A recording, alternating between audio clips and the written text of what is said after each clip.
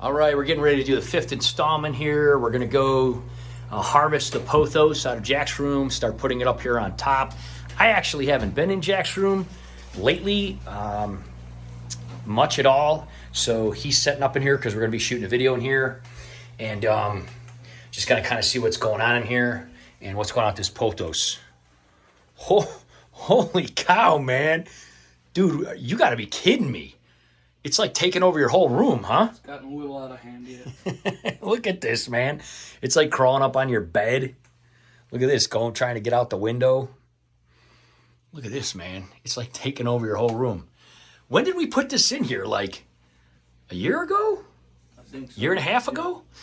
Wow. Well, it's about... It's in the perfect conditions with plenty of water and obviously sunlight. Yeah, the sunlight you got coming here. This is incredible. Well, we're going to do a little follow-up video here before we take this all down and move it to the big tank. Hey everybody, it's Jack and Dan, and this is our fifth video on redoing the 220-gallon aquarium. Right, so we, for the last few weeks, pretty much every weekend, so the only time we've had time because I'm traveling and everything now, and of course you're at school during the week and everything, about every weekend we've been doing another step on redoing our 220-gallon, right? And a lot of people would say, well, what are you doing in here? Well, we said in the fourth video, after we did the lights, that we were going to be doing some sort of laser lights. We did screw around with those laser lights, and we didn't like them, right? Yeah.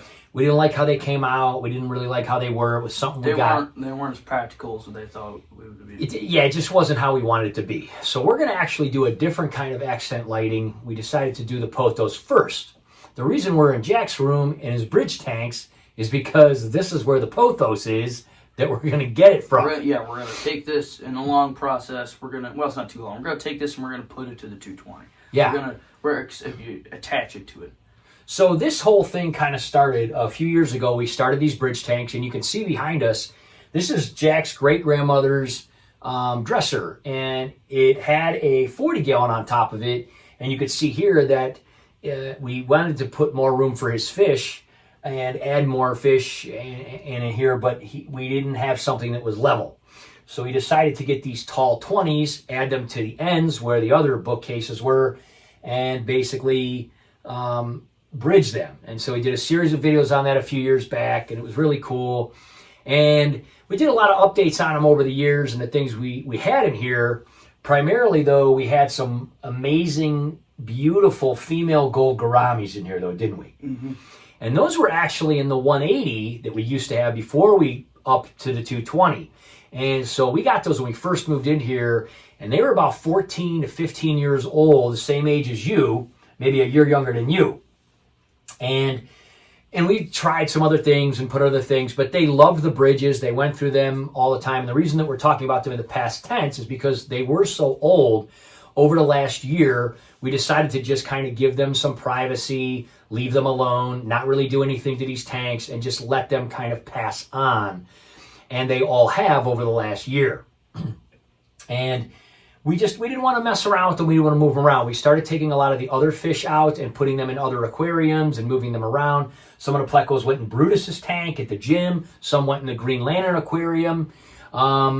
We also had some other plecos and tetras that we moved to other tanks, and some we took back to our LFS for trade-in.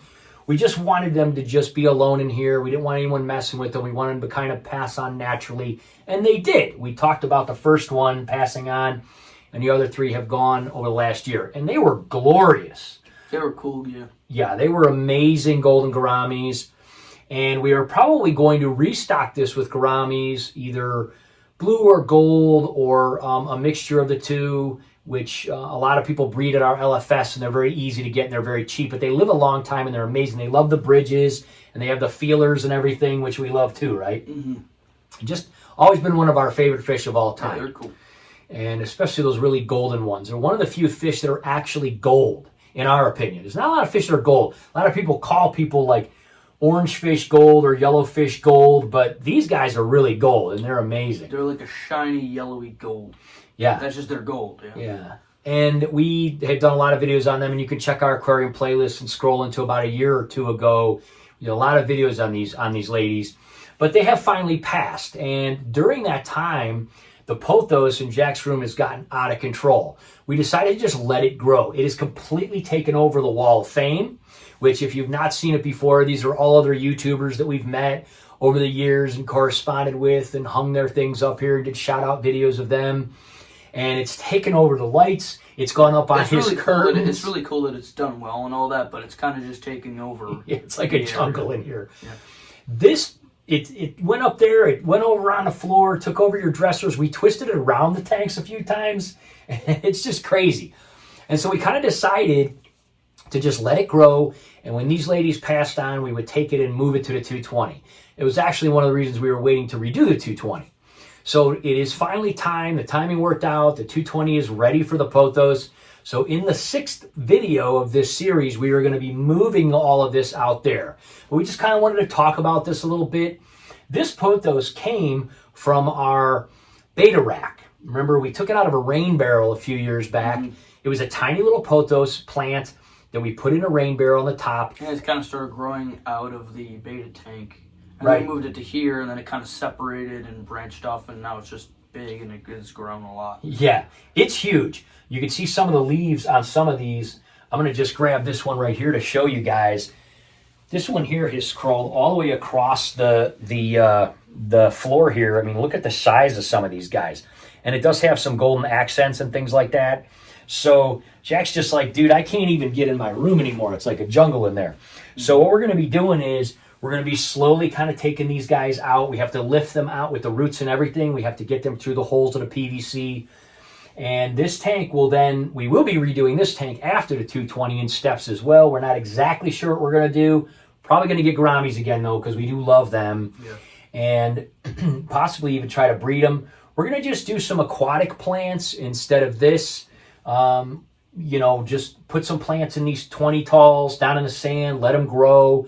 We're going to redo some of these things. But anyway, it's doing fantastic. This tank has needed no maintenance whatsoever. There are some tiger loaches, otherwise known as striated boteas, that we were not able to catch just because they're sneaky little guys, right? Mm-hmm. And we put them in here when we moved the clown loaches out into the big 220 because the clown loaches obviously got a little too big. And so they don't grow as big as clown loaches. They stay kind of small. But they're really cool. They have the same personality as clown loaches. They're very funny. And you just can't see them because there's so much stuff in here. So that's about all that's left in here. Everything else was either removed or passed away.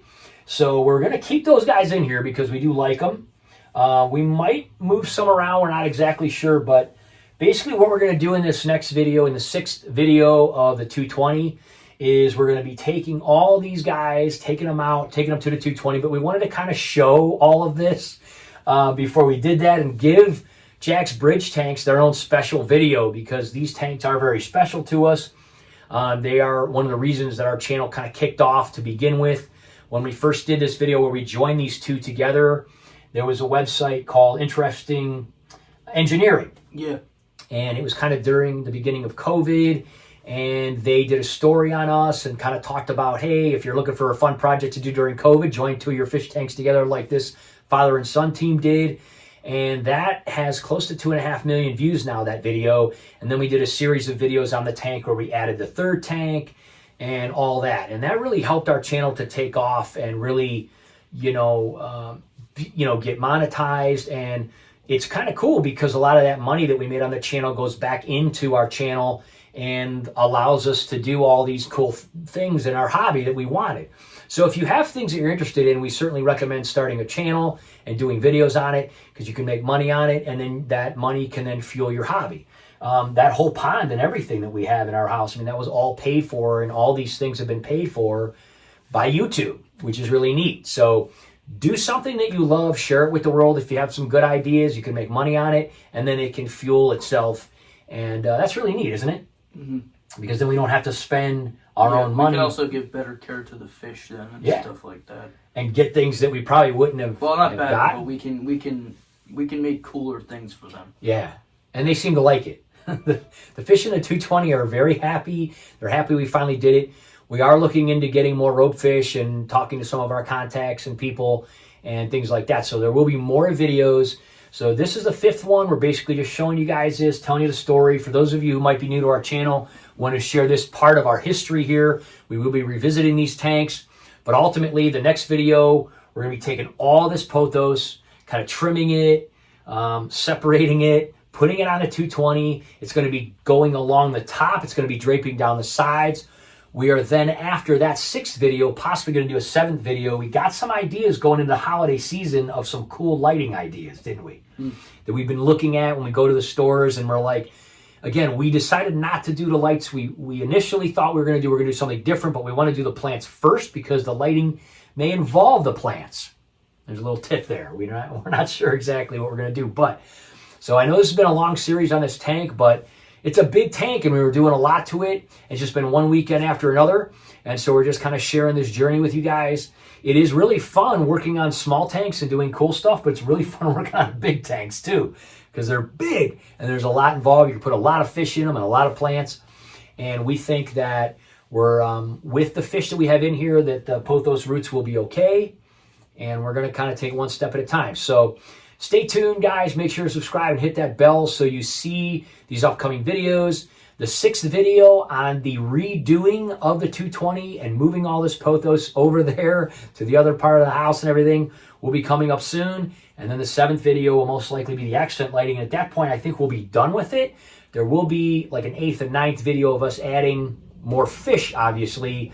But that's just kind of an ongoing thing we're always doing, is moving fish around and things like that. And so we're going to like take all these off and we're going to put all these in a tank, obviously. So I won't have any more like hanging plants, but we're probably going to put, like you said, like Amazon swords or something cool maybe, like to still have plants, because it'd still be cool to have plants in here, just nothing crazy. It's just going to be different. It's just going to be a whole different kind of system. But the Pothos worked out great, and it really took over the wall of fame, and it's really kind of neat. It's going to look kind of... It's going to look so different in here without the Pothos. We got used to it over the last couple of years, and it's going to be weird. But I think it's going to look awesome in that 220. Pamela's actually quite excited about it because she thinks it's going to bring a lot more plants and life into that room, and that room does get a decent amount of light, specifically in the morning. So we think that this is going to do good over there. But we'll find out. We'll be moving it all in the next video, and then we'll be doing updates on it in the future. So stay tuned, guys. Thanks a lot for watching. Have an awesome day. See you.